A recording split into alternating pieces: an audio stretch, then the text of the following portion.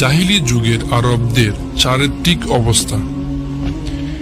এটা স্বীকৃত সত্য যে আরবের লোকদের মধ্যে জুয়া, মদ্যপান, বেবিচার, হিংসা, বিদ্বেষ, খুন, হত্যা ইত্যাদি ঘৃণ্য ও নিন্দনীয় অভ্যাস সমূহ পাওয়া যেত এবং এমন সব কাজ তারা করত যা বিবেক বুদ্ধি মোটেই অনুমোদন করত না।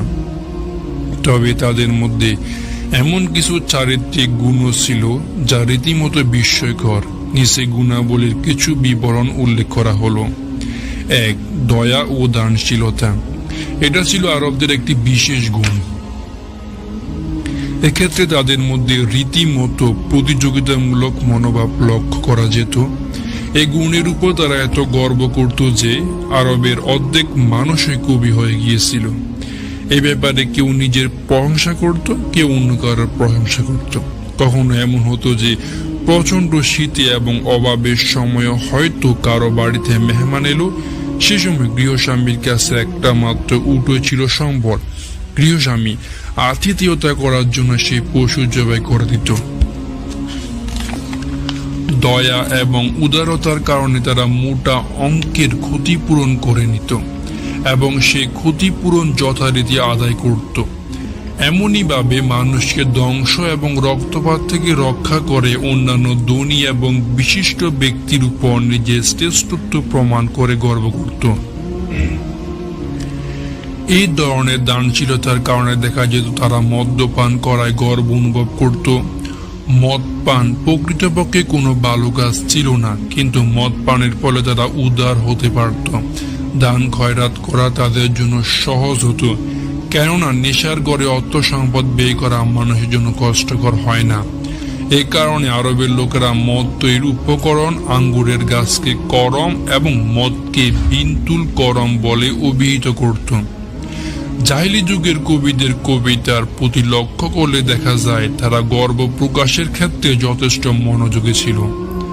আন্তারা ইবনে সাদ্দাত আফসি তার রচিত মুআল্লাকায় লিখেছেন, দুপুরের প্রখর রোদ কমে যাওয়ার পর আমি একটি কারুকার্য খচিত পিত রঙের পাত থেকে মদ পান করলাম। যখন আমি মদ পান করি তখন আমার অর্থ সম্পদ দান করে ফেলি, কিন্তু এই সময় আমি নিজের ইজ্জত আব্রু সম্পর্কে সচেতন থাকি। এতে কোনো দাগ লাগতে দেই না। জ্ঞান ফিরে আসার পরও আমি দানশীলতার ক্ষেত্রে কোনো কার্পণ্য করি না। আমার চারিত্রিক সৌন্দর্য, দয়া সম্পর্কে তোমাদের কি আর বলবো, সেটা তো তোমাদের অজানা নয়। দানশীলতার কারণেই আরবের লোকেরা ঢালাওভাবে জুয়া খেলতো। তারা মনে করত যে এটা দানশীলতার একটা পথ, কেননা জুয়া খেলার পর জুয়ারিরা যা লাভ করত অথবা লাভ থেকে খরচের পর যা বেঁচে যেত সেসব তারা গরিব দুঃখীদের মধ্যে দান করে দিত।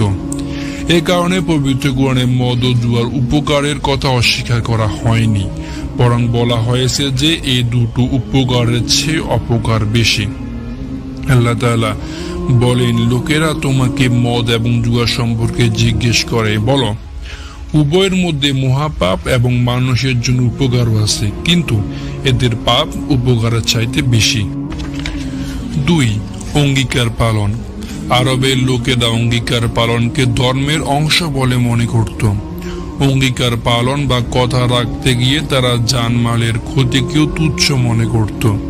এটা বোঝার জন্য হানি ইবনে মাসুদ সাইবানি, সামওয়াল ইবনে আদিয়া এবং হাজির ইবনে জারারার ঘটনাগুলো যথেষ্ট।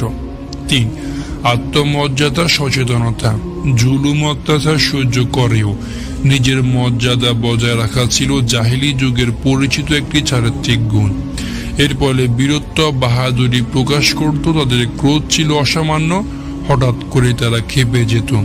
অবমাননার সামান্য লক্ষণ প্রকাশ পাওয়া গেলেও তারা অস্ত্র নিয়ে বেরিয়ে পড়ত এবং রক্তপাত ঘটাত। এই ব্যাপারে তারা নিজের জীবনকে তুচ্ছ মনে করত।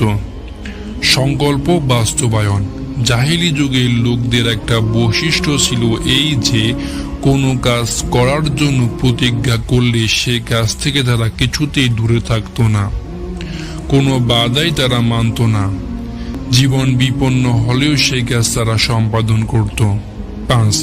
সহিষ্ণুতা এবং দূরদর্শিতামূলক প্রজ্ঞা।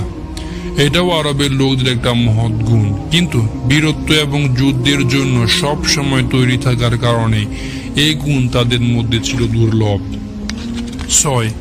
বেদুইন সুলভ সরলতা। তারা সভ্যতার উপকরণ থেকে দূরে অবস্থান করত এবং এক্ষেত্রে তাদের অনীহা ছিল। এ ধরনের সাদাসিধে সহজ সরল জীবনযাপনের কারণে তাদের মধ্যে সত্যবাদিতা এবং আমানতদারি পাওয়া যেত। প্রতারণা, অঙ্গীকার ভঙ্গ এসবকে তারা ঘৃণা করত। আমরা মনে করি যে জাজিরাতুল আরবের সাথে সমগ্র বিশ্বের যে ধরনের ভৌগোলিক অবস্থান ছিল সেটা ছাড়া উল্লেখিত চারিত্রিক গুণাবলীর কারণেই তাদেরকে মানব জাতির নেতৃত্ব এবং নবুয়তের জন্য মনোনীত করা হয়েছিল। এসব গুণাবলীর কারণে হঠাৎ করে যদিও তারা ভয়ঙ্কর হয়ে উঠত এবং অঘটন ঘটাতো, তবু এই কথা অস্বীকার করা যাবে না যে এসব গুণাবলী ছিল অত্যন্ত প্রশংসনীয় প্রকৃত মানবিক গুণ। সামান্য সংশোধনের পর এসব গুণ মানুষের জন্য মহা কল্যাণকর প্রমাণিত হতে পারে। ইসলাম সেই কাজ সম্পাদন করেছে। সম্ভবত উল্লেখিত চারিত্রিক গুণাবলীর মধ্যে অঙ্গীকার পালনের পর আত্মমর্যাদা বোধ এবং প্রতিজ্ঞা পালন ছিল সবচেয়ে মূল্যবান এবং প্রশংসনীয়। এসব গুণাবলী এবং চারিত্রিক শক্তি ছাড়া বিশৃঙ্খলা, অশান্তি ও অকল্যাণ দূর করে। ন্যায়নীতি ও সুবিচারমূলক ব্যবস্থার বাস্তবায়ন সম্ভব নয়। জাহিরি যুগে আরবের লোকদের মধ্যে আরো কিছু উল্লেখযোগ্য চারিত্রিক গুণ ছিল, কিন্তু এখানে সবগুলো আলোচনা করার প্রয়োজন নেই। তিনি সেই মহান সত্তা যিনি তাদের সাধারণ জনগোষ্ঠী থেকে তাদেরই একজনকে রাসূল হিসেবে পাঠিয়েছেন। সে তাদের আল্লাহর আয়াতসমূহ পড়ে শোনাবে, তাদের জীবনকে জাহিলিয়াত থেকে পবিত্র করবে, সর্বোপরি তাদের দ্বীনের কৌশল শিক্ষা দেবে। অথচ এই লোকগুলোই সে আসার আগ পর্যন্ত এক সুস্পষ্ট